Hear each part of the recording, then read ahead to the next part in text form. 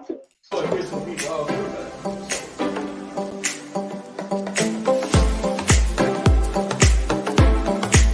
it's hardware, man. S-C-A-A-B-O. Got the Latin American camera.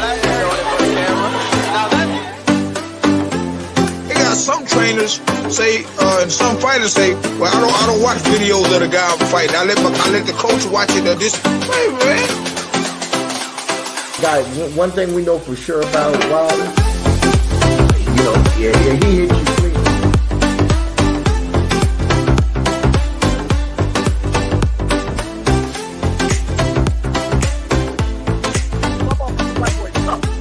Right. And this woman whooped the whole world twice. The whole world. The whole world. Good morning, Facebook, YouTube.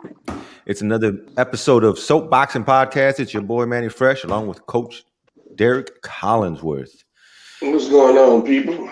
What's up? Well, today we're excited to have Mr. Mike Cook out all the way in from Memphis, and he was just sharing with us the weather out there. Man, what a crazy 2 weeks, man. Last week we were all in the huddled up trying to stay warm. Did you guys lose power out there? No, we didn't lose power, but I mean, I hate saying the internet. They might as well lost power. Wait a minute. We lost power because we had an independent grid. Yeah. The rest of the people that were dealing with the freeze, they were good. Well, man, it's good to have you on the show, man. Yeah, it is. It is. Yesterday we were rolling around. It was 82 degrees out. How were you dealing with that, Derek? I know you love the heat. Shit, fuck that heat, man. It seemed to me, bro.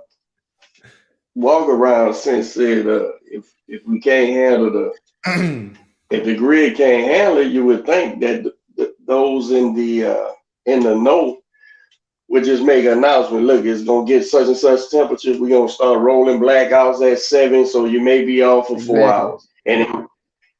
But that's too much like walk around sense. That's too much like somebody want to do their job. You know what I'm saying? So yeah, common sense ain't common. Definitely the next one. If we have another freeze like that, which I never been in no zero weather in the South anyway, this far south. But this common sense would say, okay, y'all know what to do now.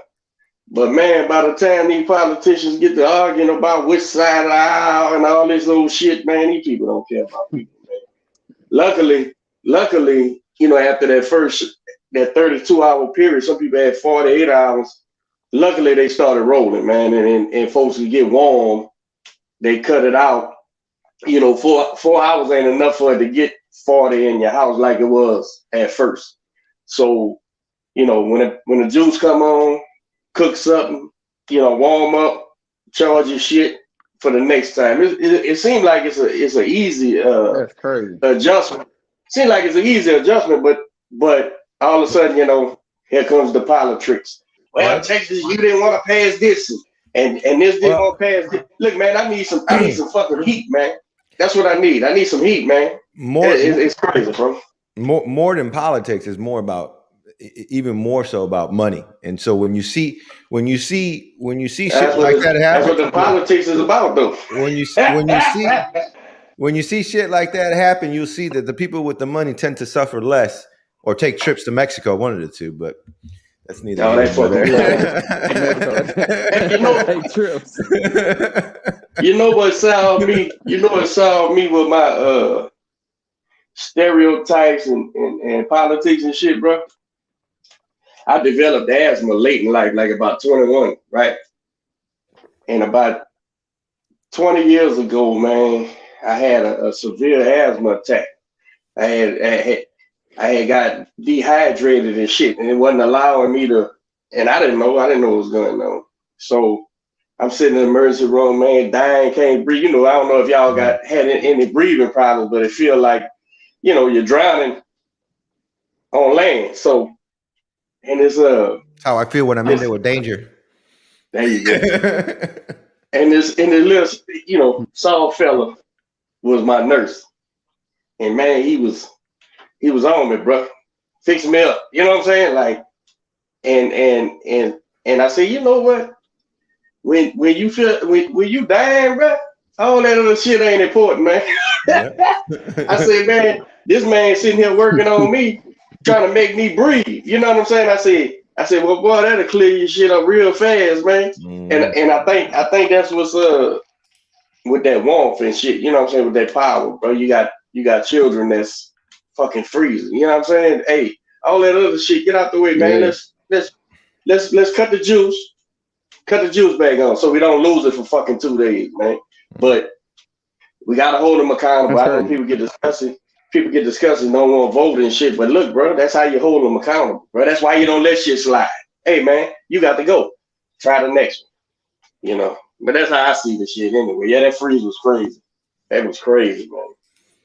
I don't miss the freeze. I miss the freeze, but I don't miss the bullshit that came along with it. But it's behind us. We're back to summer. I'm on now. It's 80-something degrees. I was sweating earlier. I was sweating yesterday, man. Shit. We're back to summer. Mike, you say you're in Memphis, bro?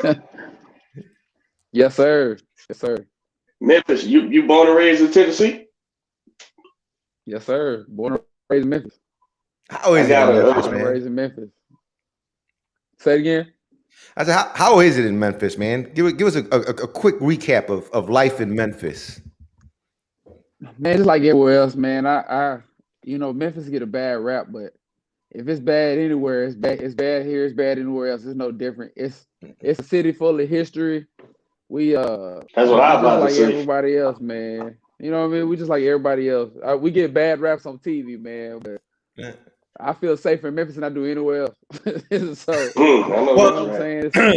Well, I'm from Chicago, so when I think of Memphis, I think of the South, but I think of country music. I think of rap. Memphis is the blues, the hip hop, man. Nashville. Yeah, blues. Yeah, the blues, man. Bill Street. So if I said, hey, Mike, man, I'm gonna come through to Memphis for the weekend, bro. I want you to give me a tour. I want you to show me around. Where would you take me, and what will we do in Memphis for the weekend? Well, we got the Grizzlies here. But everybody comes here for Bill Street and Elvis Presley's house. Nobody in Memphis goes to Elvis Presley's house, but everybody that comes out of town goes to Elvis Presley's house. And I'm going to the King's house, man. I'm going to the King's house, man. Me and my mom was supposed to go, but she passed away and we didn't go. I told my wife she got to take me down there, man. Shit. It's cool, man. It's cool. We got that's our probably big thing. I just talked to somebody last week. They said he travel from the UK, from all the way from Australia just to come see his house, man. And it's a lot of people don't know. I just recently found out myself he was real big into karate, and where he got a lot of his dance moves and stuff from. Yeah. And last week, a brother of mine just became a 5th degree black belt, and he actually practiced and trained for it in Elvis's gym that Elvis had built. And so we got to see his dressing room and stuff, man. It was pretty crazy. Pretty crazy. Yeah, I know about all that, man. He was in the martial arts, man. It's crazy. Big time. It's crazy. Elvis knowledge ain't real like in Memphis like you think it would be. But like, man, you can run to somebody that's in Memphis and they'll break you down. They'll be like, hey. You know what I mean? So it's been gone in Memphis history. Nice. He been gone about 45 years, man. So, every generation, they don't know. I mean, Elvis is like the Beatles and shit. You gonna know who it is by how big. But as far as the inside shit, if you wasn't a fan, how you gonna know? Right. That right. Those real fans, you can't. Those real fans, you gotta really they'll break you down. Be like, hey, no, Elvis was Elvis. You be like, okay, no, Elvis. The younger generation with like Michael Jackson and Prince, they know him as like, oh, that's that dude who made Thriller. It's like, no, bro, people was passing out in the car. So. Well, shout out to everyone that's watching out in Memphis, man. You got your boy out here, Mike Cook, representing. So we appreciate y'all. You ever heard of Mike? You know of a little town called Sparta, Tennessee. Sparta, Tennessee. Sparta, Sparta, Sparta. It's about, I think it's about outside of Nashville. I think so. Well, I got 3 kids. I got 3 children in Tennessee, man. They in that little small town. Okay. They grew up over there, man. They grown now. Yeah. It's not far. I think about an hour and a half out of Nashville. I don't know what side is which. How'd you get the boxing, bro? Man, it's like a badass kid. That's the best way to say it. About 8, 9 years old.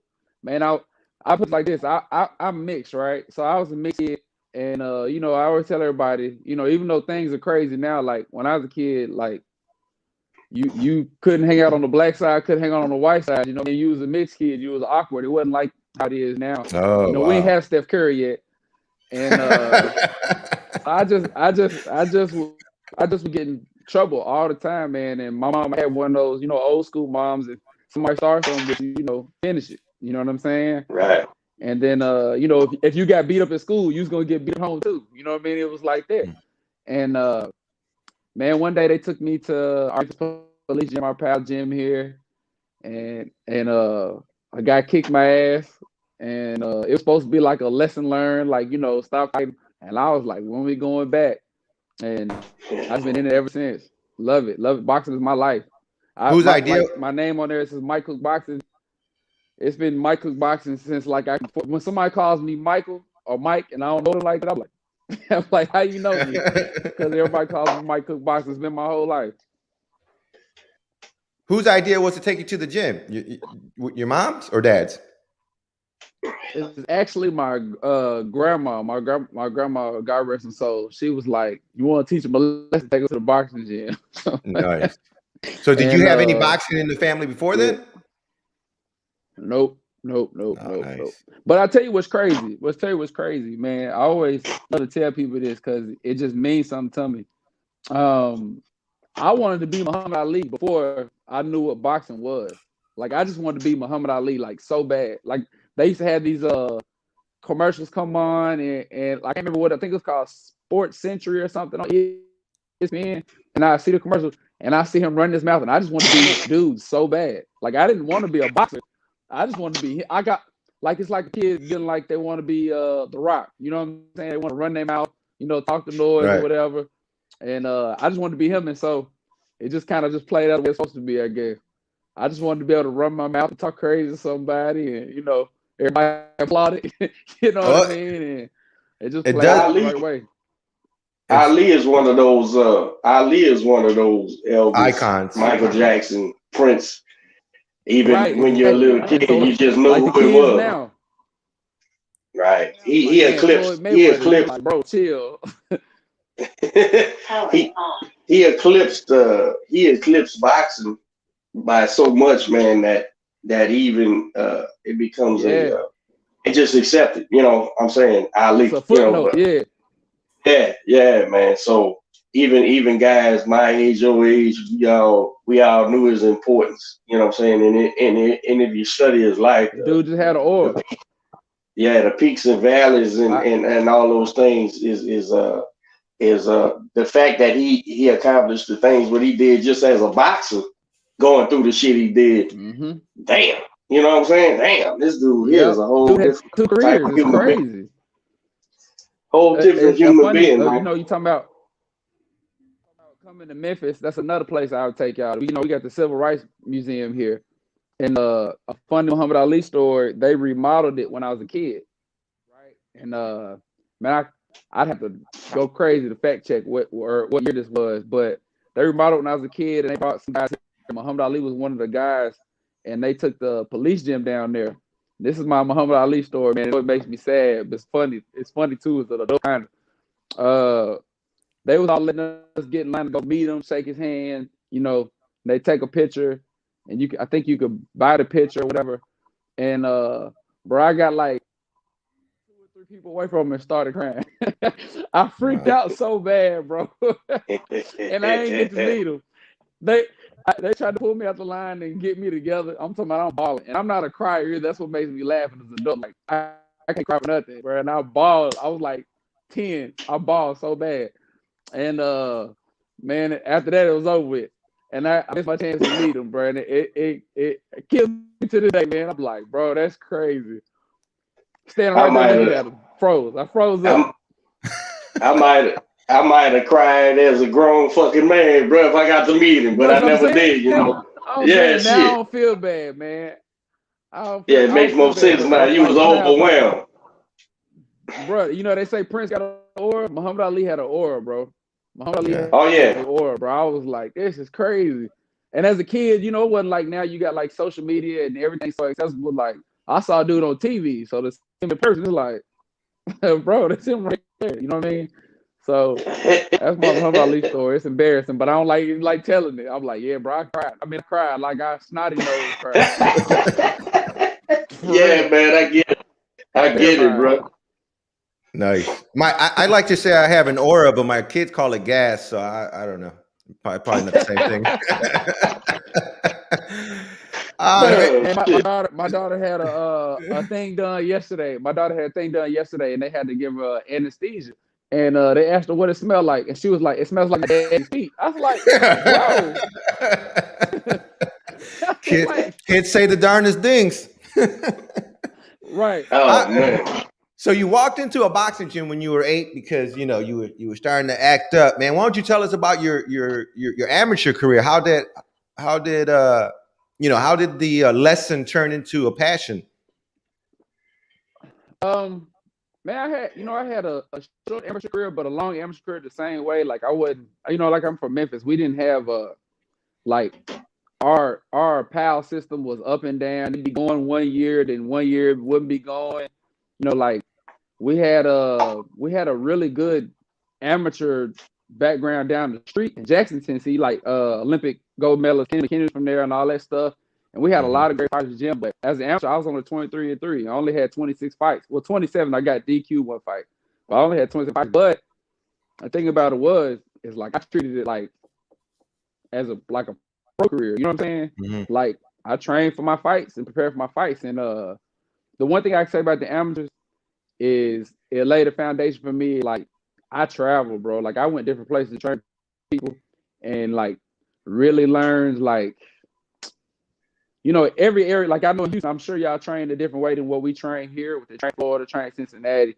And I took that away, man. Like as a boxer, you're exposed to different styles. I always, right. And just even training wise, like I hate to say it like this because I don't want to, bad about nothing, but like I was like, oh wow. So the way we warming up, the way we're training is how a lot of people are warming up.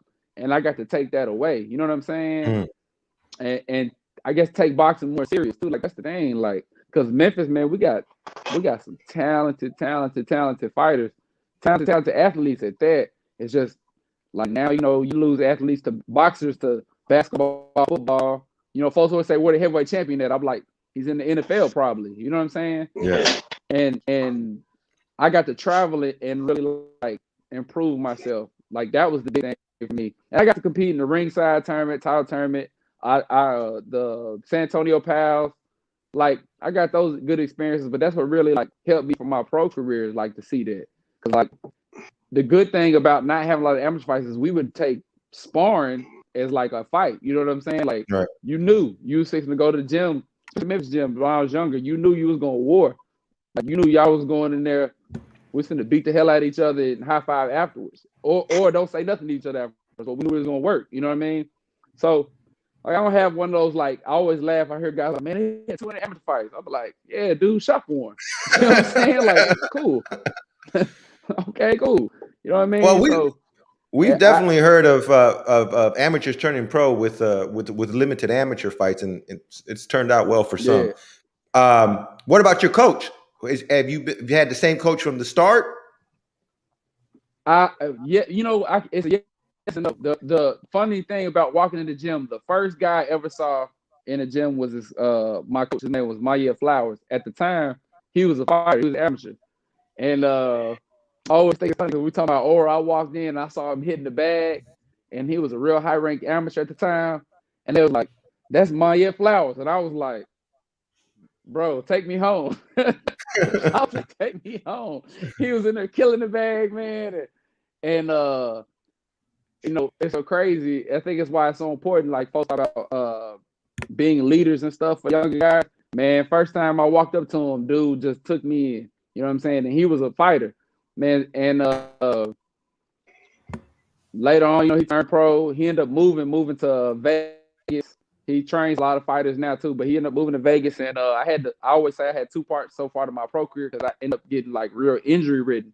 I started like 5-0 and broke my hand, tore my meniscus, and then rested, had another fight, broke my hand, broke my hand again, and because of not taking care of myself. And I paused. I ended up started training people and running a boxing gym. And so when I realized I was healthy and I really wanted to continue my pro career, I hit my coach up and I was like, man, I want to do this, but I want to do this with you. You know what I mean? Like, because dude is a mastermind. You know what I'm saying? Like I always tell everybody, he's my my Virgil Hunter. You know what I mean? Like, dude had me inspired. I go run through a wall for him. You know what I'm saying? Like, so he was the first fighter I ever seen. So like I always tell everybody, like, man, like, and it helped too. Like, you know, when the guy that's in there doing it too. You know what I mean? Like when they telling you, hey, go in there and throw that hook, bite down, throw the hook, you're like, okay, you been there, you know what it is. Versus, you know, you got somebody like go throw the hook, you be like, he's trying to get me set up. So like he's a hell of a trainer. He's training hella undefeated guys. And his girl actually is a high ranked amateur right now. She's fighting, I think, in the nationals. I think it's in March. They just rescheduled in March. But Mayette Flowers, man, like tell everybody, look, that's a historian right there. We be sitting on the phone ever since I was younger, man. We sit on the phone, be talking about Charlie Burley. We don't talk about none of the new guys ever. We always talk about old school stuff. Man. Dude's like he's a teacher, but he studies. You know what I'm saying? So yeah, like dude's a hell of a coach. Man, that's amazing. Coach. So go ahead, D. What were you gonna say? Nah, go ahead. This thing popped up on. I was gonna ask. Yeah. So you had your amateur career. You have your relationship with your coach. What was the catalyst to turning pro? I went to the Pals, man. I went with I didn't even go with the Memphis gym. Crazy enough, I ended up going with this pro manager that was here, and he took me and a couple amateurs, and I went with a guy named Javante Charles. He was a real high ranked amateur. Had just won like the ringside tournament. We all went together, and I went competing in the Pals. Won my first two fights. Ended up losing to I think it was Louis Reyes. Louis Reyes, and came back and was like damn, like where I go from here? Because we had trained hard for it. And my coach, that's another thing. He gave me my pro debut. At the time, he was fighting and promoting his own shows in Memphis. Like he was doing it just trying to give fighters a chance. And he called me. He said, hey. He said, man, I'm going to give you a pro debut. I know how hard you work. And, like, that's the thing about dude. When nobody else would really give me the chance of believing, you know what I'm saying? Because one thing, like, y'all understand this, man. Y'all boxing guys. When I was an amateur, everybody be like, man, you got such a pro style. And I used to take it like it's disrespectful. I'm like, what's that mean? Like, you know what I'm saying? Like, what? And now as a pro, I'm like, oh, okay, yeah, I got a pro style. You know what I mean? Because there's a lot of amateurs that were, you know, here above me. And like, I ain't gonna lie, like, you know, things didn't play out the way they wanted to play out. You know what I'm saying? But they said, you know, things played out for me, so I'm happy with it now. And he called me and said, hey, I'm doing a show. He said, I know how hard you work. If you ain't trying to worry around for no tournaments, I'm gonna give you a pro debut. And man, I jumped on it. And I turned pro on his show, man. And then next show, it had a show, and then all of a sudden, like, everybody just started kind of calling. There's I don't know if y'all know what Prize Fights boxing is. They were around big one point in time. They did the Lennox Lewis Tyson fight, Jermaine Taylor fights, all this stuff here. Man, they started calling me, trying to get me to fight and all that stuff, trying to sign me, and everything just kind of started rolling. You know, so a couple good performances, and people be like, Yeah. So your pay-per-view, your pro debut in Memphis, it was the Omni Daisy Theater. It was a knockout. Yep. New Days against check out that New Days. That's another historic place. We had James Toney, Reggie Johnson, like all kinds of fighters have come through to fight New Days. So that's a bucket list thing for me. So that was in 2011. So then your next fight, it was in February of 2012. Right back at the same arena, the Omni. Yep. And that was a TKO. They used to have Tuesday night fights there. We used to have fights there. First Tuesday every month, we have fights there, man. It was, like I said, Memphis used to be a real big boxing town. And every Tuesday, first Tuesday every month they had boxing fights there, man. It's crazy. And then you had a rematch with the guy that you beat the second fight, right? What was there any backstory behind that? Yeah, so dude I was supposed to fight. I'll tell you the backstory behind that. Yeah. Roy Jones came. I ended up becoming good friends with Roy Jones, and he came to town and was gonna watch me fight. And it's another funny story. At the weigh-ins, we have a local radio station here, 107.1. And Roy went down there and was just on Roy Jones in town. They brought him on the radio, and he was like, "I'm coming here to see so and so, and I'm coming to see Mike Cook." So the dude I was supposed to fight was from Cincinnati. And, he rethought the whole day. Everybody was like, "I'm fighting dude." So dude dipped. Dude dipped, man. And, was he from Memphis? Last second. Say Cincinnati. Huh? Oh, Cincinnati. No, he's from Ohio. Yeah, he's from Cincinnati. He's from Ohio. Okay. Yeah. Oh, left his dad and coach there too. Left his dad. When the Uber and stuff then, bro, real deal got a taxi. Bro, real deal got a taxi. And man, dip. So we dude was supposed to fight, and he was supposed to fight. Something happened with the fight he had. No, I honestly what happened was I had sold a lot of tickets to that fight, and they was like, "Hey, let's make this work." And the guy he's supposed to fight, we kind of just made it work with him too financially, and we just so I could make sure I got to fight. You know what I mean? Like, right. When people come to see you, you don't fight. They be like, "Bro, we'll dip, we'll leave." So they tried to make it work for me. That's the thing about my year too. My coach, man, he always found a way to make it work for me. Like always. Nice. So you're 3-0. You're off to a hot start, man. What's running through your mind at that point? What are your goals? What are your plans? What's your team telling you? Man, goal wise, it's crazy. At the time, I don't think I understood what even being 3-0 is. Like now, I actually try to help a lot of fighters, and I'm around a lot of fighters, and even just try to give advice. And I didn't understand how big even being 3-0 is. You know what I mean? It's so quick. People are so quick to throw you to the wolves or feed you to somebody else or whatever. And it's funny. My coach, he wasn't even my coach at the time. My still fight. My be like, "Hey, 3-0 is big." But he's always telling me 3-0 is big, but that ain't no prospect. That's just 3-0. You're just a fighter that's 3-0. And it always sat with me, man, because I'm a realist. And I ended up having dinner with Roy Jones one time, and the man was like, he told me straight out, flat out, he said, shouldn't nobody even say they undefeated until they 5-0. And so then that was stuck in my head. I was like, I can't say nothing until you 5-0. And 3-0, man, it was I had people around me that be like, "Man, you 3-0." I didn't care. I almost sound like I ain't care. I ain't want to. I'm glad I'm 3-0, but I just trying to let it be a big deal, if that makes sense. Yeah, for sure. Well, now it is a big deal because you're 15-0.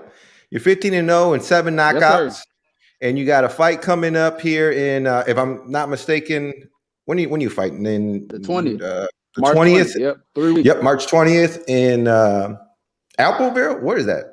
Albertville. Albertville. It's in Alabama. So I want to jump the gun, but that's the thing that's really helped turn my career along with my coach, my promoter, Brandy of 116. She most of the shows are done in Alabama, and so I've been calling myself Mr. Alabama lately because my last 3-4 fights been in Alabama, but Alabama's like Memphis. You know what I mean? Just like if I was in Houston, I'd be like, man, it's just like Memphis. And how are the shows right now in Alabama? Are they full capacity, 50 capacity?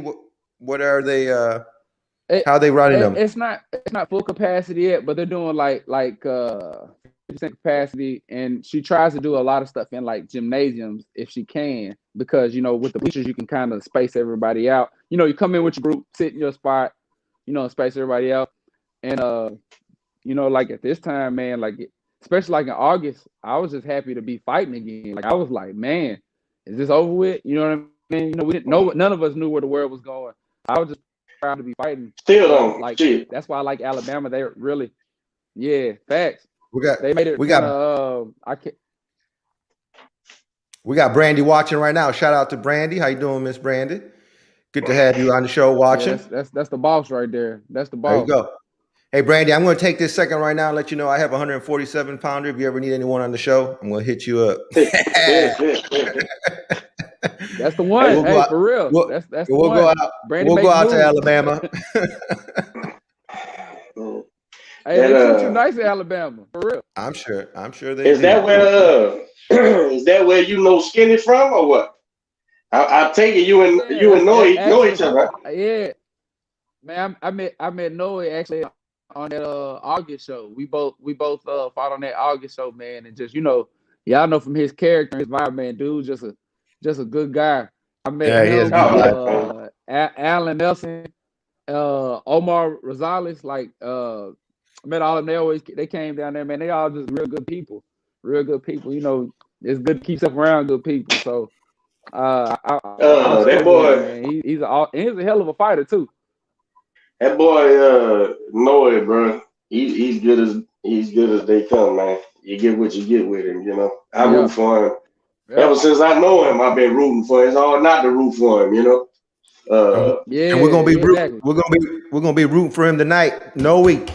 Go out there and give that boy. Yes, sir. Go out there and give that boy an H-Town ass whooping. Make him think twice about ever fighting anyone from H-Town again, homie. He knows why they brought him in and why he's getting paid what it is. It's up to him to change change their mind. You know what I'm saying? He knows he's an experienced guy, bro, and he ain't gonna lay down.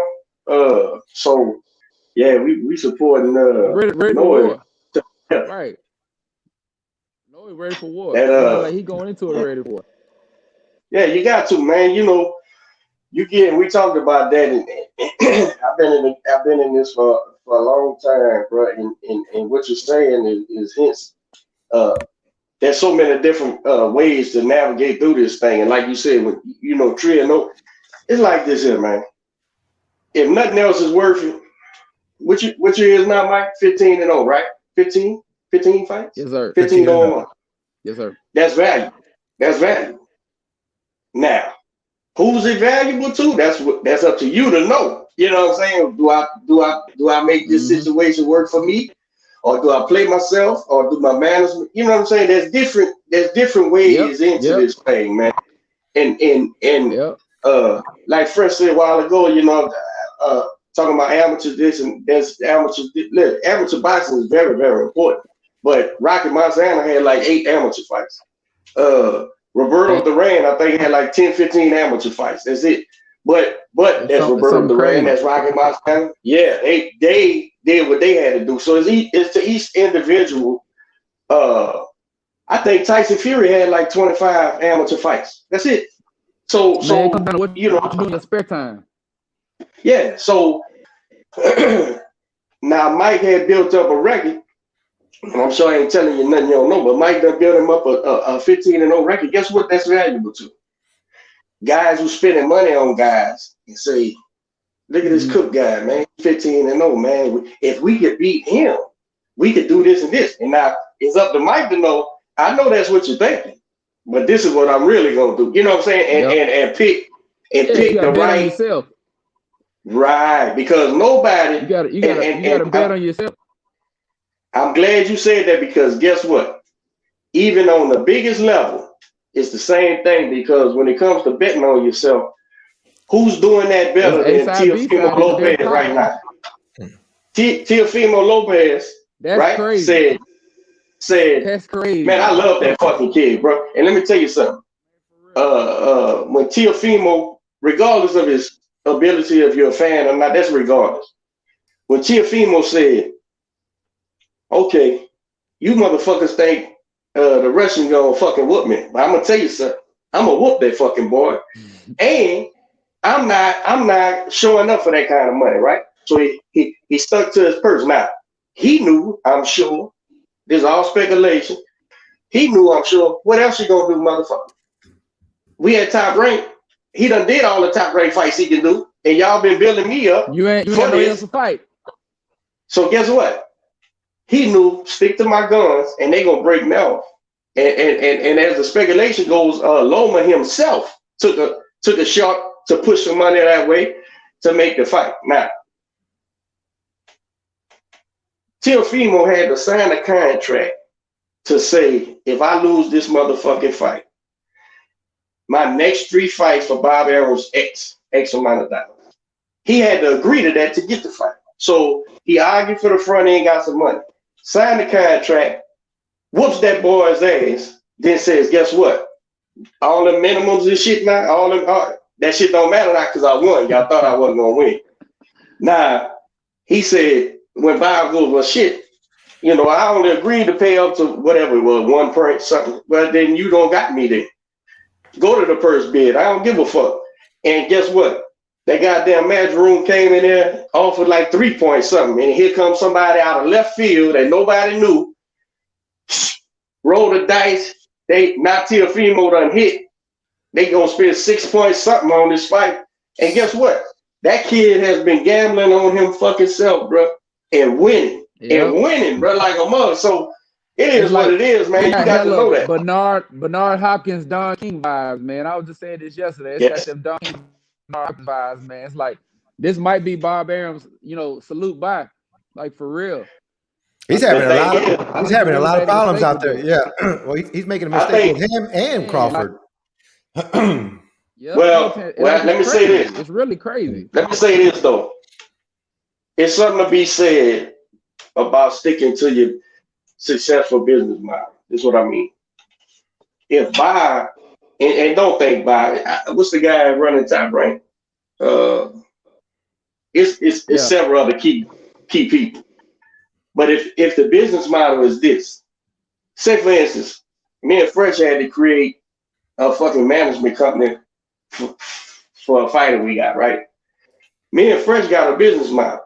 Now, it makes no sense to go against the business model if it's successful, right? So if Bob's saying, listen, this is what we do with fighters. We get them. We might give them something on the front end, but we match them. If you notice, Top Rank matches they fighters. It don't be gimmies. They have a couple of gimmies in there, but quickly. In between 0 and 10, they be done fought somebody, right? And that's because they saying we need to know if he got the goods or not, or cut the loss, right? Give everybody that 3-year standard contract, but go on and give him somebody stiff that, he can't whoop him, but he ain't gonna just lay down. And then, so that's their business model. And if you look at it, ever since De La Hoya and shit, ever since ever, that's their business model. So if they say, once we get a guy to a certain level, we're gonna pay this, and that's it. And if he wants to go on, maybe he learned a lesson from Lil Floyd or Oscar. Well, let him go on and do his thing and gamble on himself. I think that's exactly what it is. We're not gonna go and hawk behind his kid. Yeah, we done seen this happen before. Well, that's the crazy part. Right. Like, this ain't the first. So I don't necessarily think it's a swan song, which it could be a swan song for Bob anytime. I think he's 120 years old, but I don't think he's thinking like that. I'm thinking he's thinking in the 40s with him in the background. Still looking I'm thinking he's thinking. Listen, Teofimo's he's in that era where everything he fights now is gonna be real. Check this out. That George Kambosos kid, y'all could overlook that kid if y'all want. Fight. That fucking guy can fight, man. Fight. That guy, bro, that ain't no gimme fight. And if Teo is looking at it as a gimme, looking at it as I'm swooping in the uppercut could get upset. Now, I don't get that vibe from Lopez at all. Oh no. I'm saying he could do that if he was to overlook this guy. I don't think he will either. I think he's a consummate professional in that ring. But here's the thing. Remember, I was there. We fought on that Lopez Loma card. And I'm watching around. I'm saying, oh, nobody in this mother. Now, I didn't pick T.O. neither. There is a few dudes that pick T.O. that's in the know, and I'll give them a shot. I tell you, you know who picked Teofimo Lopez? Bobby. Bobby told me at the hotel, T.O.'s going to beat Loma. I said, man, I'm rooting for him, but that fucking transformer over there, bro, that motherfucking man, I don't know what's going to happen, man. But I was rooting for T.O., right? Bobby said, coach, put your money, you know, I don't gamble. He said, put your money on T.O. I said, all right, we're going to see. So I'm watching it. Hell, by the 7-8 round, I'm like, I ain't gave this motherfucking Russian a round yet. I say, man, but this, my point is, but nobody at the show felt that way. It was obvious. Yeah. Loma's the guy. Everybody thinks Loma's gonna win, but you know who didn't? Who never gave? And Fresh, you know, I read everybody, right? And that's my whole thing is reading a motherfucker, seeing confidence or not or whatever. I've never ever seen for an iota T.O. not believe I'm gonna whoop this dude's ass. I'm gonna stomp this dude's ass. Y'all fucking up. Y'all fucking up.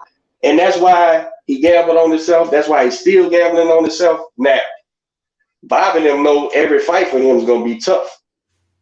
This Kambosos fight is gonna be tough. Possibility of being tough. Boxing. Everybody after that's tough. And so do we fucking keep spending money till we fucking put so much money on this kid and he loses and we lose everything? Or do we say this is where we draw the line and go do your thing? Well, to me, ain't nothing wrong with drawing a line for nobody as long as you're upfront about it, right? Hey, I'm not willing to go that far. Go do your thing. So T.O.'s gonna do his fucking thing, bro. And guess what?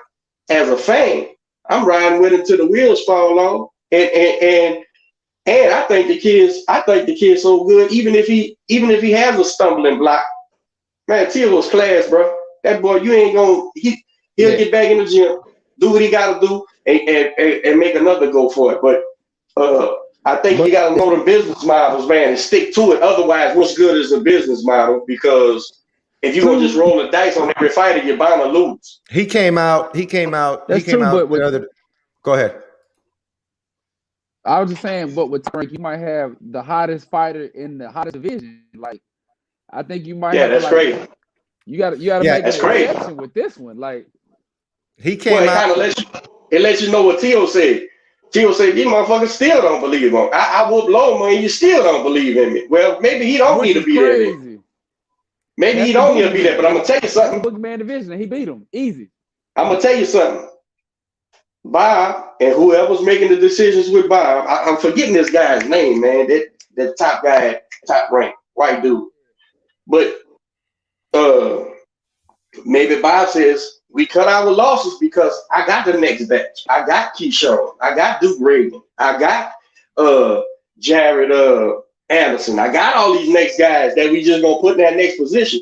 And this is a different game, bro. When I was coming up, there was no such thing as like a title shot with 15 fights. Unheard of.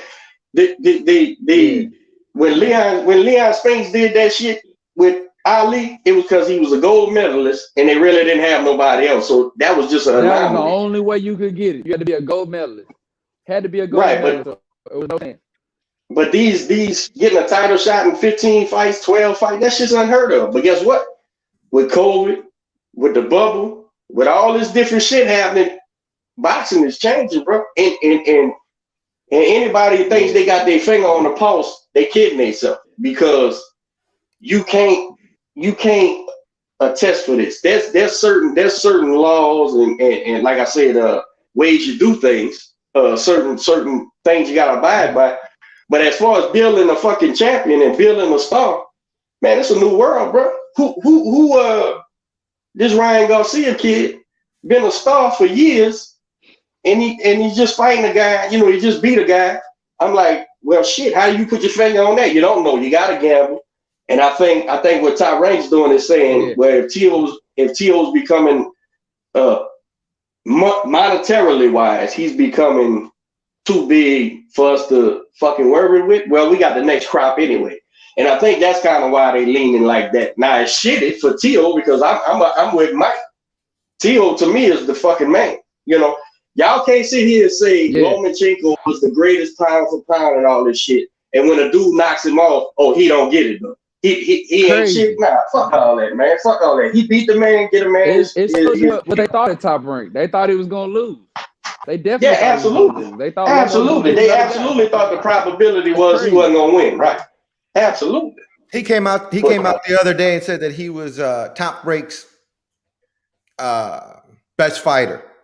What do you guys think? We have Terrence Crawford, Tyson Fury, Josh Taylor, Lomo, Joe Ramirez, and Oscar Valdez. How does he rank against those other fighters? Is he up there? Tyson Fury and Terrence Crawford are like that's a crop right there. But also Teofimo is a baby like in boxing at the same time, and he's already like as far as like his rise goes, it's unlike anyone else's. You know what I mean? Yeah, there's no ceiling for him. Tyson Fury, you know, he's at the top. Terrence Crawford's at the top, but like again, Teofimo's the guy. If you're gonna say let's make a deal with an emotion fight, that's the guy you go with. Y'all did it with Deontay, you know what I'm saying? And it was huge. Like Teofimo has the hottest division in boxing. Like I just feel like you can't let that one go. Because I get, you know, like you said about betting on yourself, and that's Top Rank betting on themselves was saying they have the next crop. Like, man, this guy just knocked off your top guy. Yeah. Let's switch. You want to be in bed with him.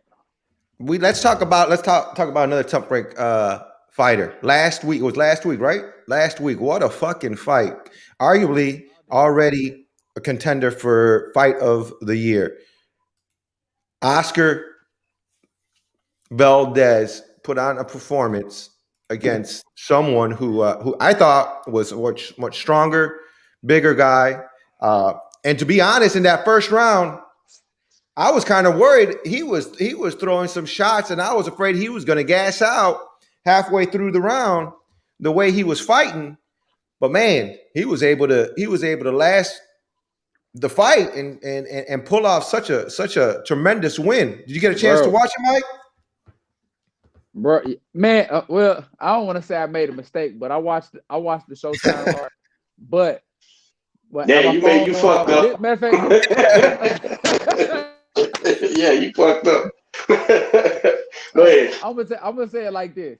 Whenever I get on social media, man, and I got friends and people that don't really, you know, boxing like they think, they're not really watching boxing, but I see them retweeting and posting the knockout and stuff like that. It's like, that's why boxing's so great right there.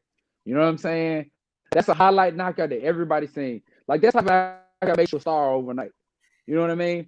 And for him, you know, a lot of people don't know in context, but like for him to be the guy beat with that, it's like, whoa, you know what I mean? Like that right there, I get the Leo Santa Cruz, Tank Davis knockout was crazy, but that one, prime guys going at it. You know what I'm saying? Like, I can't really say Leo Santa Cruz is in his prime no more. And they move up. That right there, that knockout, bro, like, you know, that's one of them knockouts you only get, you know, every so often, man, when two top guys are going at it. So, yeah, you're right. I messed up, bro. I messed up. Now, something that we had talked about, you know, something Derek and I talked about in the gym was, you know, at what point, should have that fight been stopped earlier? I made the point of saying the moment he came back to the corner, and I don't remember what round it was. Maybe it was with the 8th round, and I had to go back and verify. But he came back to the corner and he said, "Ya valió verga." In other words, he said, "It's all gone to shit." At that moment, I would have felt like, okay, my fucking fighter realized this shit's, you know, why go out there? You've already been knocked out. You're taking a fucking beating, and every hit that you get from here on out, it's gonna fucking cause damage. It stays with you the rest of your life. What do you think, D? I know you shared your thoughts in the gym. Listen, man. I know enough to know, and because I ain't speak Spanish, I didn't learn that till you told me. I think I didn't know, and then it's still subjective. He said it's all going to shit. Does that mean he's saying he quits, or he's saying this shit ain't going the way we want? No, he didn't. No, he didn't say no. I'll be clear about that. That doesn't mean I quit. That means it's going to shit. It's going to shit. Here's the thing, man. That's why it's imperative that a fighter and his trainer has grown together through his career because you understand where he's at. You understand when he's being brutally honest, and it sounds like Burchell was just being brutally honest. But here's the thing. Neither one is Pernell Whitaker. They gonna fight like this and they gonna get hit. Now it's up to the corner, right? It's up to this corner to say, okay, is my guy going someplace he's never been going, that he's never went before? Because it's easy on the outside to say, okay, this kid's getting changed in there. And here's what I mean. You gotta afford yourself to the coach. You gotta afford to say, okay, this guy knows his fighter more than me, except when you have a fucking JD fucking Wilder situation. You know, a fucking retarded person knows he don't know what the fuck he was doing. You need to stop this fucking fight. But here's the thing. With Burchell, it ain't like he's a tactician, neither is Valdez. And when you said Valdez was gassing and shit, oh, he absolutely gassed in that fight. He was running like a chicken with his head cut off them like 2-3 rounds, and that's why Burchell started easing back into the fight towards the end, up until he got knocked out. Yeah. But what a lot of people don't understand is this. If I train Mike, let's take Mike for instance. Mike's getting his shot. Mike, we got a 12-round world title fight, right? Against you super middle, Mike, or you middleweight? What are you? Middleweight, yeah.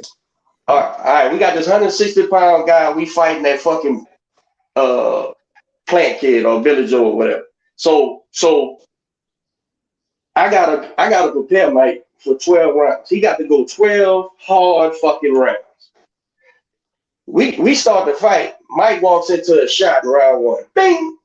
He gets knocked down. He gets up, but he's hurt. He shakes it off. It's up to me to know, okay, my kid was ready for 12 rounds. That right there, now we got 10 rounds in us, maybe, because his recuperative energy, when you get hurt, that brain shook, you don't have 12 rounds in you no more. You know, maybe you can even the eyes and hurt this other guy. Now y'all equal again, so he don't got 12 in him no more. So you gotta understand this shit about Mike, and to pretend like you fresh Mike that we know what fucking Burchell could do. No, we don't. Even if we think we don't know. The trainer knows now.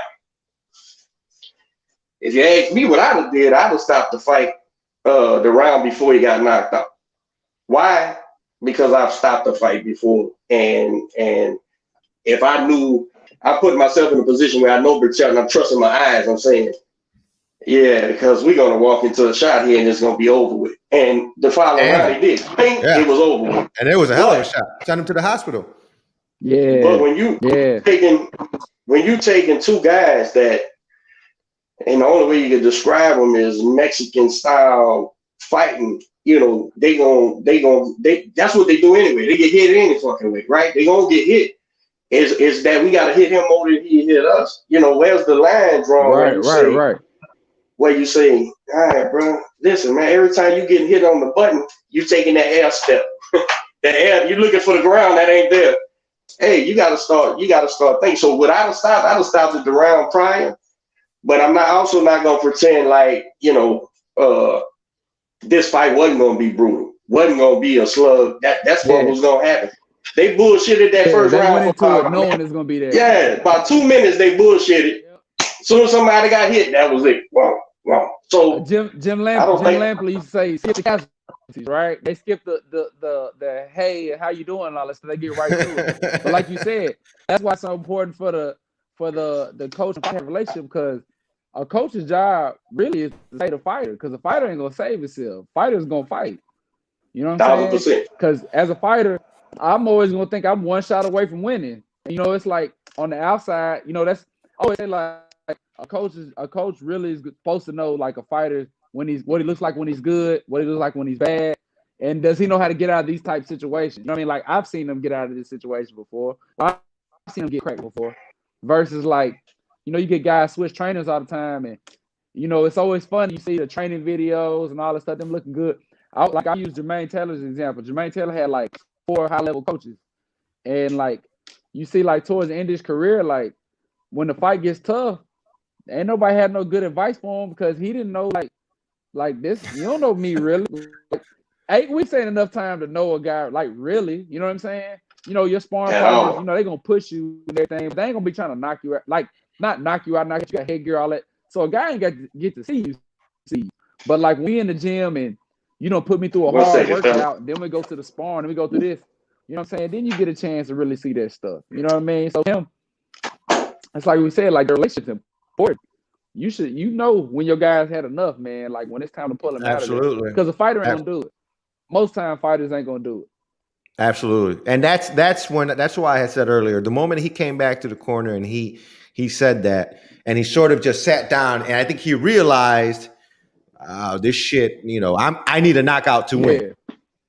And I think the coach, and I think that might have been what the coach felt, and he believed that he the same thing, and he believed in his fighter enough to give him an opportunity to go out there and get that knockout. It just didn't work out like that. Well, it's like if you came back to the corner, I always look at it. If I came back to the corner and they said, "Hey, you need to knock out the win," or "This is going on, I'm gonna stop it." First thing a fighter gonna say is, "Give me one more round." Right. Give me one more round. All right, let me show you. You know what I'm saying? Right. Like that sense of urgency. So like, it's weird, man. I respect it. Then at the same time, it's like, stop it, shut it down. Yeah, that's definitely going to go down as one of the fights of the year. So shout out to Oscar Valdez, man. Great performance. We'd love to have you on the show. So we'll send you out an invite, see if you can spend some time with us, Oscar. But yeah, man. So we got some fights going on tonight. As we mentioned, we got Noe H-Town represent. He's going to be on the Canelo undercard. Yeah. Man, what are your thoughts on Canelo, man? How you feel? Where you have Canelo? I was saying this the other day. Like, bro has to start being put in a conversation, like a adult conversation, like that serious. Like, like I was just saying this the other day, and it shocked me how unpopular opinion that is. Like, Canelo deserves to start going to like a GOAT conversation. If y'all put Ron up there with Kobe and Michael Jordan, put Canelo in there, bro.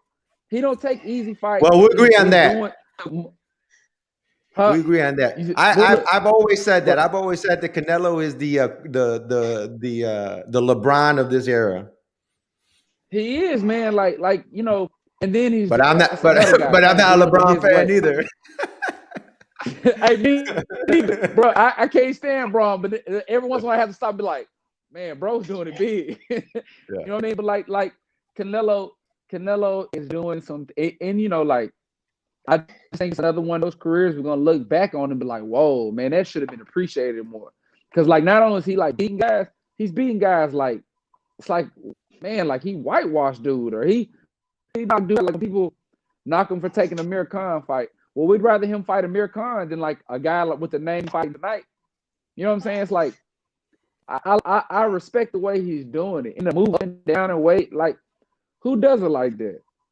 Like, who does it like that? It's just Canelo, I think he's one of those great guys for the sport. I think Canelo's in a great spot right now. He's still young. He's 30 years old. He's already achieved so much. And I think I don't think there's a ceiling, but I think that every fight is going to be strategic. It's going to have an impact on his legacy moving forward. Yeah. I think he's going to be starting to fight some tougher guys, because sooner or later you're going to have to fight. You're going to have to fight the Charlos. You're going to have to fight. Derek's over there laughing. What you think, huh? Eventually he's going to have about Canelo's cherry picking. I mean, opponents. Canelo been fighting world champions for a fucking decade. I think you don't know what you're talking about. That's what it is. Canelo. I mean, Derek's a super fan. I think. No. I'm a boxing historian and a fucking trainer, and the fact that Mexicans are mad because the greatest Mexican to put on gloves is fucking beating guys 3 times bigger than him It's embarrassing that y'all fucking try to find a way to not give him credit. I think it's because he's a ginger. I really think beef comes because he's a ginger. No. I'll tell you why. We've already been through this. You can't be the fucking greatest fighter and lose and have a loss to Mayweather. You can't be the greatest fighter, have a draw against Triple G and then a possible loss against Triple G. You can't be the greatest fucking fighter and have a fucking steroid fucking black cloud over you. You can't be the greatest fighter giving up your belt so you don't fucking fight Charlo as a mandatory. You just can't. But he's a great fighter, though. He's a great fighter. About four of them fucking things you just said is outright lies, man. Outright lies. So he didn't lose to Mayweather. Four of those fucking things. He didn't lose to Mayweather. He didn't lose to Mayweather. Yeah. Okay, he didn't draw the Canelo. Mayweather kicked him at the right time. Yeah, he had a draw and then kicked his ass after. Yeah, at the right time. He had a draw and kicked his ass after. You say he lost to Triple G twice. I said. Listen, draw. Man, I'm not gonna argue with you about shit you don't know, man. I said draw. Crazy, man. I said draw and then a possible loss. You can say what you want, but the Mexican fans know you can say what you want. I don't give a fuck what the Mexicans they wrong. What you want. I don't give a fuck they wrong. You can say what you want, but he'll never be. Y'all wrong. He'll never be the greatest fighter. You and Hector wrong. Y'all wrong. It's two left shoes. Y'all fucking y'all babbling and shit. Why this boy is making motherfucking greatness and building a legacy that ain't gonna never be touched, man. In your mind, I'm gonna stick to this. No.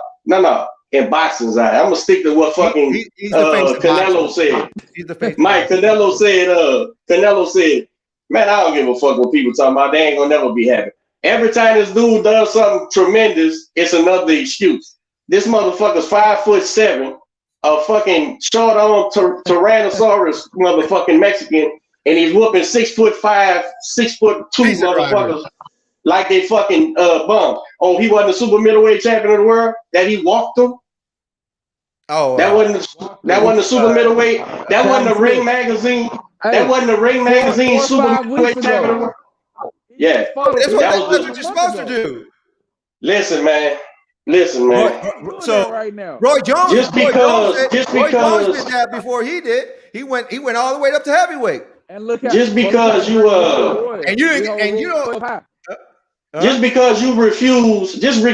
refuse what's happening in reality, don't make it fucking so, bro.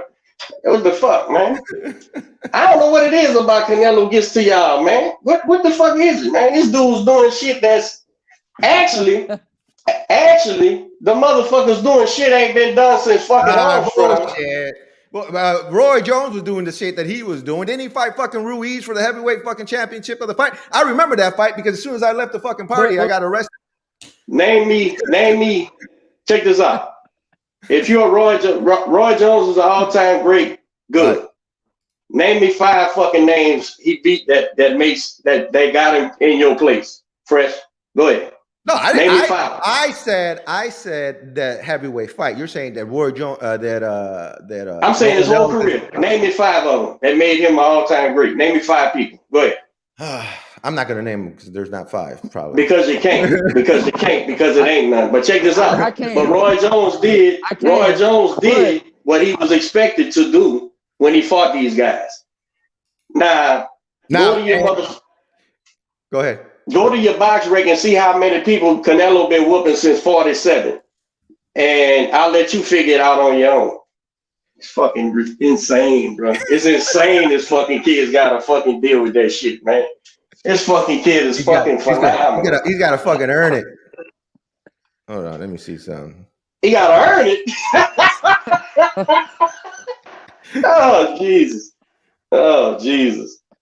Mike, it's like talking to my fucking brother's kids or something, talking to this motherfucker about Canelo, man. Hey, man, what about his shoes? Love y'all, man. This is great. No. You know what it is?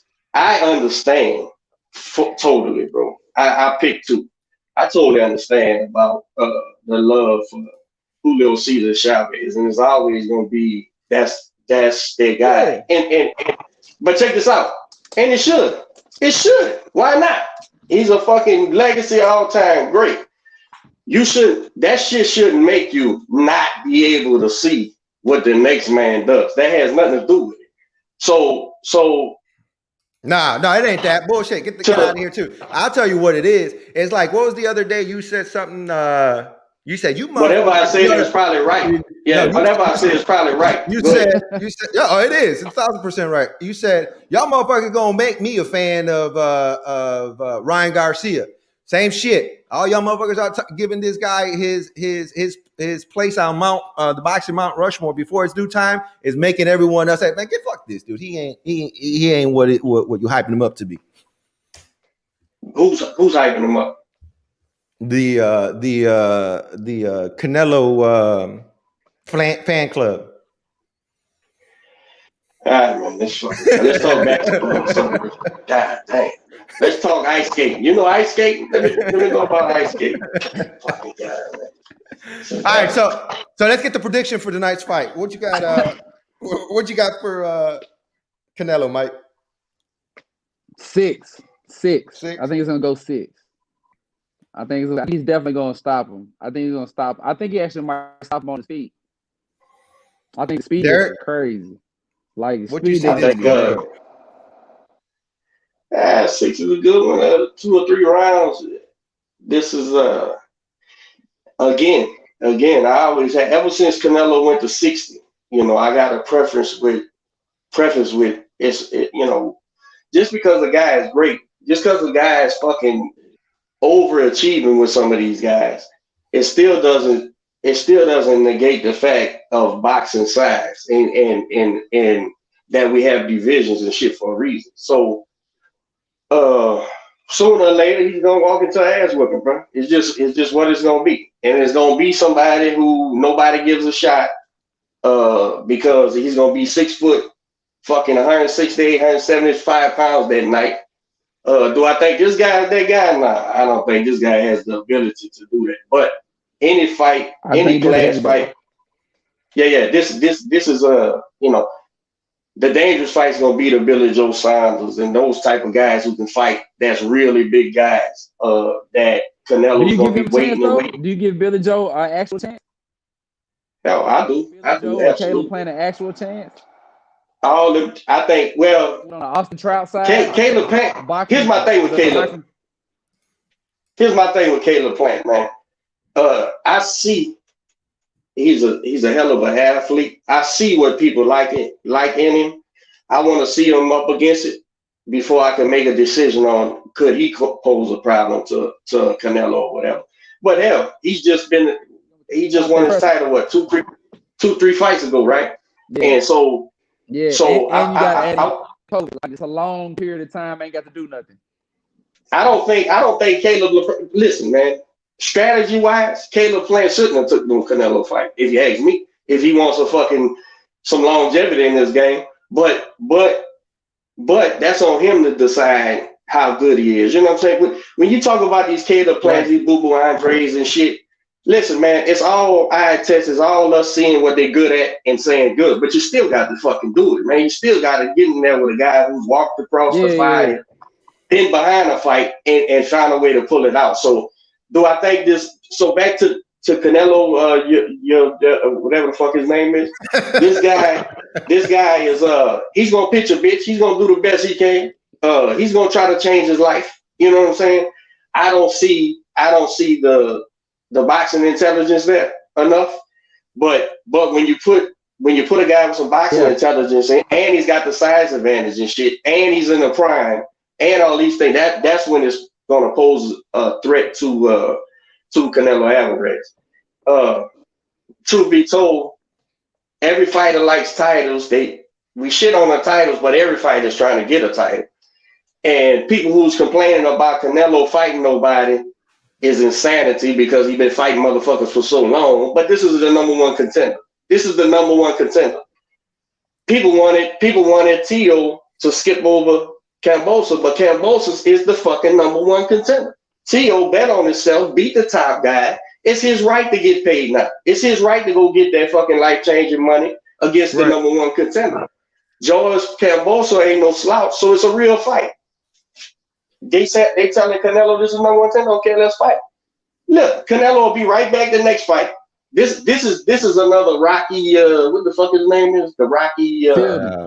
Fielder. Rocky Fielder. So then he fought what? Kovalev. So now he fought this guy. So he'll fight a real guy next, probably Billy Joe. And when he beats up Billy Joe, oh, that was nobody. And the motherfucker been a middleweight champion forever. But you're never gonna satisfy nobody. But Canelo needs to satisfy himself, because when it's all said and done, we're gonna look at the books, and you could close your eyes when you're reading, but that don't mean that it don't say what it says.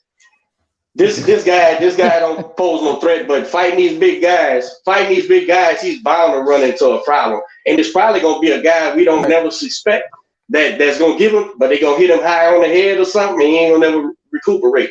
What's your final prediction? What round? 2 or 3 rounds. 3 rounds. I think Canelo has a mindset of fighting. He wants to fight. He definitely. I 100% believe that he wants to leave that legacy. There's no doubt. He is legacy mindset. He wants to do everything he needs to do. All he cares about. I think he's going to finish this fight quickly, 4 rounds. I think he'll probably stop him in the 4th. And he's going to walk out the ring like he did last year, his last fight, and ask that very same. I think that might become one of his catchphrases. Who's next? Or what he said? That's what he said, right? Who's next? Who you got next? Who's next? I think that's going to be something for him. I'll tell you who I get excited about when I think about Canelo. I want to see a Benavidez Canelo fight. But I don't want to see it now. I want to see it in 2 years. I would love that fight. I want to see it in 2 years. But that'd be such an awesome fight. Bro. Right. That'd be. I want to see it in 2 years. I want to see Benavidez get a little more action, and then I think that's gonna be a huge event. Right. What do you think about that potential matchup? That's honestly tough, because Caleb. Tennessee guy, so I ain't gonna bet against no Tennessee guy. But I am a fan of Benavidez. I like dude a lot. But I'm gonna just say it'd be a good fight. That's all I'm gonna say. It'd be a good fight. Other than that, man. All right, you got anybody? Yeah, it's nothing else. He's not gonna fight the 175 guy. Nah, I don't think. What did he say? He said he was stay at 160. Yeah, he said he stayed at 160, 168. Yeah, that's where the danger would have been for him. Them 175 guys, the real guys 175, that'd been danger for him. For real. Size is just crazy. Yeah, man. Those are heavyweights, just could move faster, right? Ridiculous. Yeah. You good, Derek? I gas you out with the Canelo argument. The day you get to me, I'll tuck my dick between my legs and walk like a chicken. Get the fuck out of here. It's a reason you waited till I left to ask them dumb questions. You showed your hand, boy. He knew the trigger. He knew the trigger. I knew he had his ear. He knew I was gonna walk into that. He knew I was gonna walk back in on that. Mike, let's do overrated, underrated. Spot on. You ready? I'm gonna name a fighter. You tell me if he's overrated, underrated, or spot on. Easy. All right. Number 1, Regis Prograis. Spot on. Jamal Charlo, the big one, the middleweight. The bigger one? Oh, yeah. Underrated. Okay. What about you guys? Welterweight. Spot on. Thanks, spot on. Spot on. Here's a guy, man. Here's a guy that people are indifferent about. What about Usyk? Now that you done went heavyweight, man. What you thinking about Usyk, man? At heavyweight or just as a fighter? Just in general, just overrated, underrated, just as a fighter. As a fighter, underrated. At heavyweight, overrated. Let's see. Last one, Boo Boo Andre. It's a middleweight. Man, I don't know how to answer that, man. 2 years ago, I would say underrated. I think I'm gonna say overrated now. I'm gonna say overrated. I think I'm with you, bro. I think I'm with you, man, because you can only sell that shit for so long, man. Goddamn, bro. Fight somebody so we can see. Hey, and you want to talk about you want to talk about somebody that digs people up? That's him. I'm like, who is this dude? You got to go dig through BoxRec, figure out who he fighting all the time. And that's at this point. I thought when he signed with his own, I said, okay, they're gonna make some moves, but it's like, man, like what? At least go fight Triple G scraps or something. Like, I just want to see you in with somebody I know that I can, base you off of. I like to throw the girl. I like to throw a girl in there. You watch any of the women's boxing or no? Yep. Marlon Esparza, underrated, overrated? Underrated. I'm with you. Skills. I'm with you. That's the fights. That's some of the fights. Like, all these undercards. They fights that stick under the undercards, man. For real. Like, I just seen underrated. I just seen where they added her to the Clarissa that all women's pay-per-view. She's on there now. Fight TV. Fight Shelly. Yeah, Fight TV. Fight TV. She's on there fighting Shelly. Is that her last name? Yeah, but she's on that card too now. So the girls is getting their shine on, man, and it's a class fighters. Who was it that she fought on? It might have been the Canelo undercard. Was it the Kovalev? Well, she lost. She fought on. Anise? She lost to Sanisa, and then she won. Then she won that next fight. Right. Right. That's the fight I took away. I was like, oh wow, like she had to win that fight. Yeah, she had to win that fight. Bro. Yeah, she had to go win that fight. Yeah, like, bro. That's skills. I love Layla Ali and all them girls, man. Like, but them folks couldn't hang right now. Like, for real, nobody says. Like, these folks, the box is too deep now. Yeah, these girls are too deep now. Women are big. Like, shout out to they always talk about Ronda Rousey. Like, man, an armbar ain't working with the girls today. Like, the girls is here to knock you out now. Like, it ain't the same thing. And same women's boxing now. Like, the skills is high. Skills are high. 100%, man. 100%. And shout out Naomi Graham. She 165 pounds. She just won in Bulgaria gold medal this morning, man. Shout out to her too, man. Right. She's on Team USA and it'll be going pro shortly, I'm sure, after this Olympics. And then the women's boxing gets even deeper, man.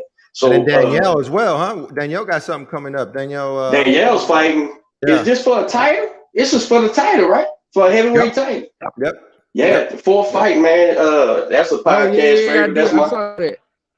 That's my home girl, man. I've been supporting her for a long time, man. But yeah, man, let's finish out, man. Top 3 pound for pound. What you got? Canelo is number 1. Not Canelo, man. He ain't never fought nobody. Go ahead, Canelo. What? It's Canelo. I gotta put Terrence Crawford. And man, that 3 is so interchangeable, bro. That 3 is so interchangeable. It's like, man, really it comes down to like who are man. Like Chill. Nah. Argument easy though. But like for real, he beat the guy. That's the old school rules. You beat the guy, right? But it's like, I don't know, man. That 3 is interchangeable. I can stick anybody in there, but I think that you can't argue that it's Canelo and Terrence Crawford. And then it's kind of when we're talking who had hot performance. When we're talking a top pound for pound, does is activity a factor? Because you're right. Now that you stated, I don't think we can say that right now. I think we can say it right now because when you talk about that number. No, I don't know. I think that's a great question. I like the way you put it. That number 3 is so interchangeable because you could throw anybody in there. That number 3 spot could go to Tyson Fury, it could go to Earl Spence, it can go to Timo, it can go to Charlo. Yeah, I mean it's so like, interchangeable. And it's like you said, it just depends who's fighting that weekend. Then the number 3 slot. Who had the hot fight? Right. So yeah. So when we talk pound for pound, I wonder, are we not? And it's no fault to anybody, right? Because you got COVID, and then maybe someone, it's just they ain't as active. So that's a different angle of looking at it. But yeah, that number 3 is very tough. It's that body of work. That body of work that Canelo and Terrence Crawford had, you just can't argue. Well, I guess you can't argue with it, but for the most part, you can't argue with it. That 3 spot, man, it's like who just had a spectacular performance? Like it's like, man, like I don't know. Like I know Tank is somewhere in that top 10. I know Charlo somewhere in that top 10. Tyson Fury somewhere in that top 10. Who got the hottest knockout recently? You know what I'm saying? Hey, what's gonna happen, Mike? What's gonna happen? Mike, what's gonna happen when Fury and Joshua get in there? Oh man, Tyson Fury finna box service around AJ, man. Finna box yeah, service man, around. that dude's a fucking problem, man. Like dead serious. I think it's gonna be. I think it's actually gonna be embarrassing. I really do. I think he's gonna. I believe his corner.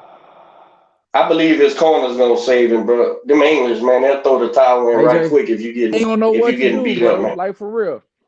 It's gonna be embarrassing, yeah. And look, Joshua ain't a hope. He's gonna go forward. He's gonna be trying. He's gonna be trying to fight, but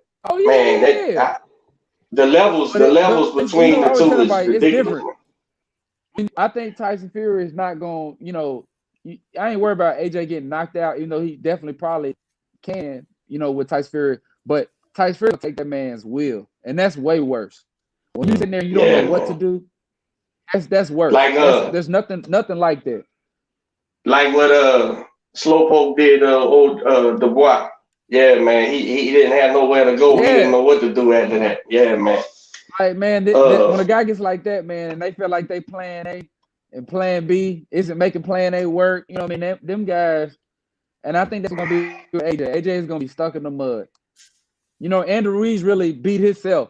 He really beat himself in the fight. Yeah, bro. Hey, Andrew Ruiz, man. Listen, man. I see. He released a picture yesterday on Instagram. Man, that boy got into shape, man. Did you see that? Hold on. That's not angles. That ain't the big girl taking the picture on Instagram. That ain't the big girl taking the picture like this on Instagram, bro. Hold on. That ain't this right here. That ain't this angle right here. You know what I'm saying?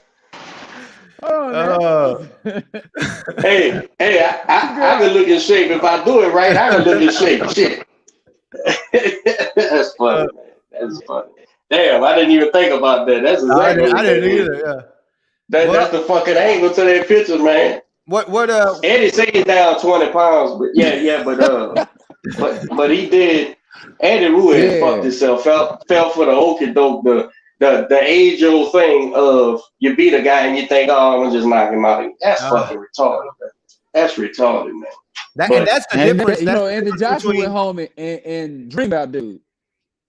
Oh, it's dead. That's the difference in character between Ruiz and Theo. That because it was the same. It was same position. All right, now I've got the belts. What do I do?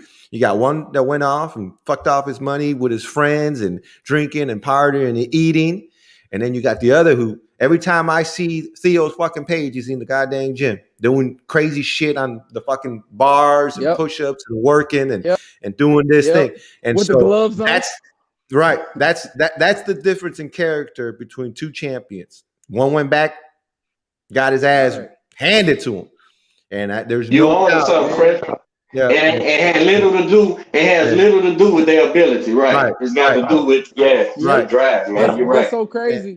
It's so crazy to watch those videos of Andrew Ruiz training now. Like, bro, like he's like the last guy in the gym. He's in the gym full of champions, and he's like the who's that guy in the gym now? And it's like, man, the bottom pole. Crazy. This dude was just the heavyweight champion of the world. Yeah, that's crazy to me, man. So and congratulations to AJ for beating him in the rematch. But like AJ ain't come with a war game plan or something. Andrew Ruiz had opportunities to push that fight, and he just didn't. He wasn't in shape to do it. And it's he came to steal his title back, right? He came to steal it. Yeah. I can't I can't understand how you come into the fight like that. you just can't be a champion of the world. Like that's such a crazy mindset. You know what I mean? Because he was an underdog before that. He was an underdog, you know, kind of in a spot. I mean, you know, like you got to be on your grind 24/7. When they call you, damn right. They call, you gotta be ready. Right. You know what I'm saying? And you know you can't get it. You know it's like, coach. all right, I'm good. Yeah. You know his coach wasn't going for that shit. That kid just wasn't listening, bro. He just wasn't fucking training, man. Wasn't showing up. Just like he said when Andy and them finally fired him, he was like, okay, this is what happened. I'm telling this motherfucker where you at. And he's saying, I'll come next week. They ain't no next week, man. You gotta go fight this bodybuilder. You gotta fight this bodybuilder. You get there at 1:30. In the Middle East, man. And he eat shit and sleeping Andy Ruiz. And you talking about tacos and drinking and shit and hanging out. Jewelry. That shit ain't gonna end well. Jewelry and cars and shit. Hey, and to tell you the truth, my whole squad, we rooting for Andy, right? When Andy shaking, he's the American and shit. Yeah. And the podcast was young, and I remember Fresh and Robert was like, "No way, Coach, man, that dude ain't gonna just give this shit away like that." And I'm like, man, I hope not. And then when he got on the scale 300 pounds, I said, well, there's my answer. Bro, there's my answer right there. We were catfish, mother. We were catfish. This cocksucker. We were catfished. You remember that, Fresh? I was like, he lost that shit right there. Look, that scale ain't lying to you. Here's what I'm saying. You know, a guy could put on, whether I suggest it or not, a guy could put on 7-8 pounds of muscle or weight if he needs to, depending on what he's doing. 25-30 pounds, you're not working, bro. You're not working. You ain't doing shit. You ain't doing shit. You really going in there and walking through your rounds on the bag. Nothing. Yeah, you was walking through your rounds on the bag. Your damn sure wasn't running. You probably was walking your workout. Yeah, man. And that's what it got him. And he knew too. You could see it in his face. 4-5 rounds into that fight. Tonight ain't the night. I need this guy to sit still for me. Bro, it ain't his job to sit still. It ain't his job to sit still for you. Right. What a letdown, man. Crazy, man, because it's like, even in that fight, you know, he was the B-side. I mean, he won the championship, but he was still the B-side. I mean, like, that I'm still the B-side mentality. Like, how you know what it was? Like, you know what it was? Man, that's embarrassing. The disappointing part was he made all the motherfuckers who said it was a fluke, he made them feel like, see, I told you, when any boxing guy knows now, there wasn't no fluke. He whooped that dude's ass. He's a better fighter. And then you go in here and then don't get in shape. And then you fucking prove these guys wrong. You prove these guys. So now you ended up being a fluke. So now the work really begins since you're going to fight. But man, I really hated that, man, because he hasn't fought since, has he? I did too. I don't think so. COVID hit right after, right? That following time or whatever. But yeah, man, that shit was disappointing, man. Right, and man, like, you know, all the people that said it was a fluke, man. You supposed to embody that shit and take it personal. You know what I'm saying? Like, he did the polar opposite, man. He did the polar opposite, man. But I'm still rooting for him. He made a mistake. He didn't lay down. He still was trying, but he just wasn't in shape. So I'm a root for him one more time. If he comes in there and he's fighting hard, I'm gonna get back with him and let's go. But you got to do it, man. The minute I see you kept jumping on the scale 20 pounds bigger and shit, nah, man, you already ain't got the good genetics, but that doesn't matter. In shape for some people don't look right. I'm just worried about is if you in shape. So when you get on that 20 extra pounds, bro, you got to work. Was pissed. Talk about weight. Let's talk about overweight, motherfuckers. Ariola was pissed. Let's talk about overweight. Adrian fucking Broner. We saw that fight last week. What the fuck is going on? Hey, so you text me the numbers in the group chat the other day, and they were low, right? Yeah, man. They were extremely low. Man, that Valdez fight. They battled with that Valdez fight. I was the one idiot that watched it. They battled. But you know what though, Mike? That was bad. Progress. But you know what though, Mike?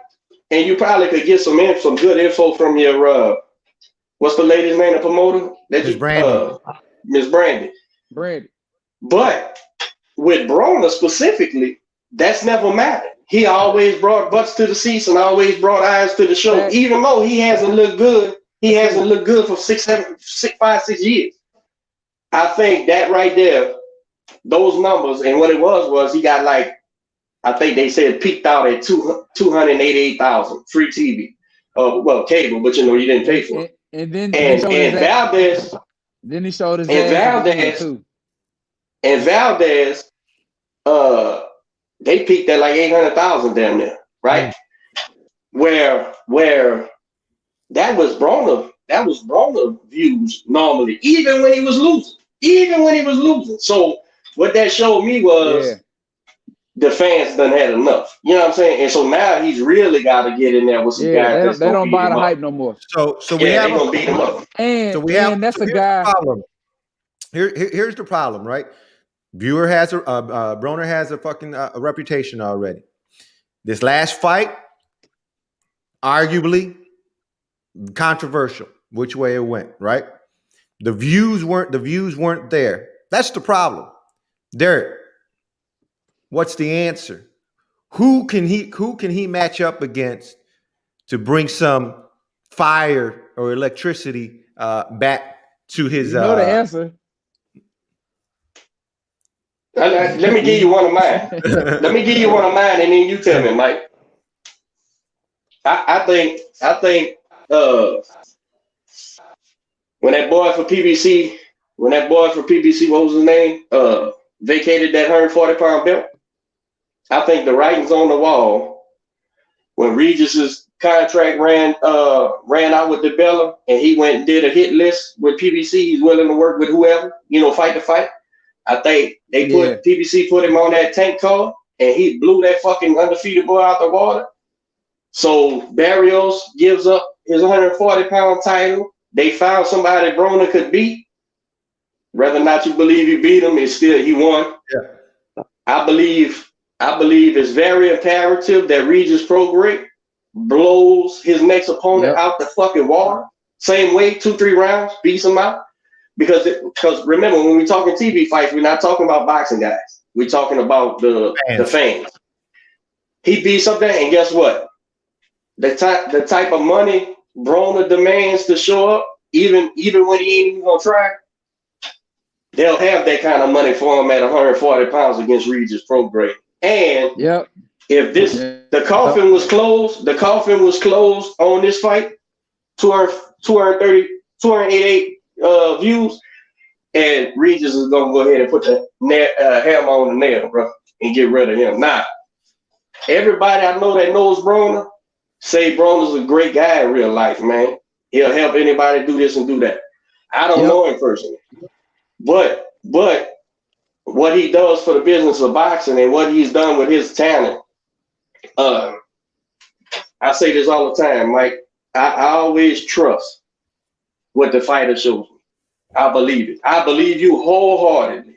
I believe this is who you are, because once you done did it 2 times, 3 times, 4 times, that's who you are, man. So what it would take for a guy of Broner's ability, right? Because we all agree he's got ability. I mean, you got to be blind not to know Broner's box. So, but what it's going to take for him to beat a top fighter, he's not willing to do. He'd rather stay safe and not get knocked out and put up just enough pressure that he finishes the fight, rather than, like, say, Regis Prograis is going to do what he did against Josh Taylor in that last round, come out and try to win. He's going to try to win that fucking fight. But go ahead. As your opinion, this is a question that I was talking to somebody about the other day. What's Broner's best performance? Ooh.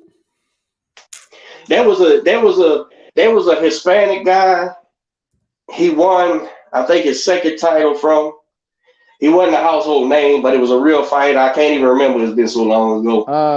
And that was the first time I said, huh? DeMarco. Yes. Antonio DeMarco. And I said, if Broner gets in there and whoops this guy, I'll go ahead and give him his props. And he did, right? He went in there and beat DeMarco, right? And I said, well, shit, I can't call him Great Value Floyd no more. All right, I'm gonna give him his props. But now, man, those styles just matched up to where you could win that fight without having to dig deep. Everybody. Yes. And now what shows me was who I said. Go ahead. That Madonna fight. I think the Madonna fight is his best performance because he got embarrassed in every minute knockdown, but dude dug deep and almost stopped Madonna. But the thing about it, his best performance is a loss. You know what I'm saying? Check this out. I'm a agree with you. Why? I'm gonna agree with you, Mike, because he had never faced no real. What'd you say, Fred? Adversary. Yeah. He faced no adversity, and then he didn't even think about it. He got hurt. He went down. He got his ass back up, grabbed him, hold down, and started fighting back. And I think he did. Didn't he wobble Maidana? He hurt Maidana a little bit, huh? Yeah, he almost stopped Maidana. Yeah, he almost stopped him. So, but then I think Maidana wobbled him again, or whatever the case may be. But here's the thing: there was no time to think. There was no time to think about it. It was who he was. Damn, this motherfucker knocked me on my ass. This don't happen. Let's get up and go. But see, you leave a fighter at home with his own thoughts, and nobody ain't coaching him up and telling him what he's going through. What you're going through, son, is normal. That's normal. Any man who has to face adversity and dig deep, this is that place. This is that place. You're supposed to be second guessing yourself, and you're supposed to say, I gotta get to the fucking gym, man. I can't let that shit happen no more. Boom, boom, boom, boom, boom. You're not supposed to ignore it. You're not supposed to say, oh, it was a lucky punch. Oh, this and that. No. You're in that same place Joe Louis was when Schmeling knocked him out. Joe Louis felt what you was feeling right now. Right. Difference is he was Joe Louis. Are you gonna be Joe Louis? Or it doesn't mean that much to you. And that's what I'm saying. When a fighter shows you who he is, when a fighter shows you he's not Joe Louis, he's not fucking Joe Louis, bro. He's just not. It's just not in him. So change overnight. all that talking and selling the fights and shit. Once his own super fans don't quit believing it, oh man. And what you gonna sell now? And do you think that's what happened this last Saturday? They stopped. Well, I think Mike Cook is the last of the Puerto Ricans. He was the last one gonna watch Brona instead of Valdez. He hung it in there with it. Hey, Mike hung in there with Brona to the end, bro. Hey, Mike came down there wine. Mike came down there wine rolling up. Oh, he sold y'all, Mike. Mike, he sold y'all, bro. That night just to watch it, bro. Oh man. He sold y'all, bro. But hey, that's what I said about Brona. He got back into that fight the second half of the fight, but it still was a close fight. But yeah, man, that's just putting up. Just it was way closer to what them scores said. Yeah, a lot closer. Well, he put up just enough. He put up just enough resilience, enough to make the plan keep going. All right, he wins this one. Now we get another one. Yeah. I want to see a Regis fight. I want to see a Regis Broner fight. I think that's what the fans. You and me both. That'd be a great fight. The build up would be amazing. Yeah, there's history there for sure. All right, Michael Cook, man.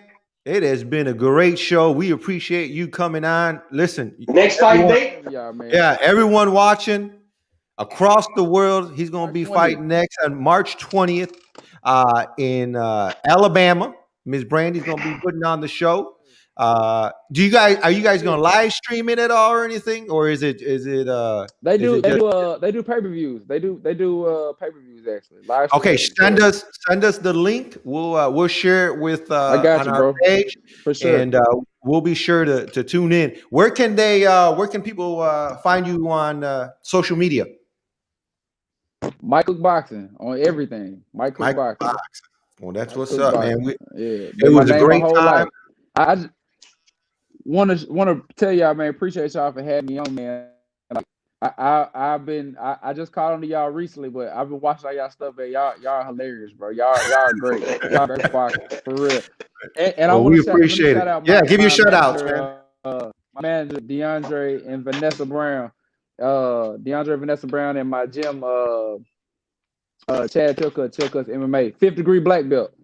Bad dude. This guy shot him out too. And of course, Brandon 116, man. They great people. Oh, that's what's up. Shout out to everyone in Memphis, man. Awesome, dude. Oh yeah. Nah, man, just y'all, man. Y'all too much fun, bro. For real. Hey, when you kick this next dude's ass, man, holler at me so we can do another one and talk shit. Yes, sir. Hey, I'm about that. That's my favorite thing. That's America's pastime, talking shit. Yeah. There it is, brother. There it is. Just long as you're honest. Long as you're honest, you're brutally honest, you can talk that shit. Any last words, D? No, I enjoyed the hell out of this, man. It was good to meet you, Mike, bro. We'll be rooting for you, man. We're gonna follow you, bro, and do and put up your dates and all that good shit. All right, Noe Lopez, man. Come on, Noe. Do the damn thing, boy. Well, yeah, make sure y'all tune in tonight. All right, everyone across that's been watching us, please make sure that you continue to support, subscribe, and like our page on YouTube, Instagram, Facebook. We appreciate all the love that we received. We have set a goal for ourselves on YouTube to reach 1,000. We're almost there. It was supposed to be done by the end of the year, and then we moved it up to April. We're at the end of February. We might reach it by the end of March. So thank you for all the love and support. Keep doing that. All right, man. That's a wrap. We'll see you all next week. Holla at y'all, man. Holla.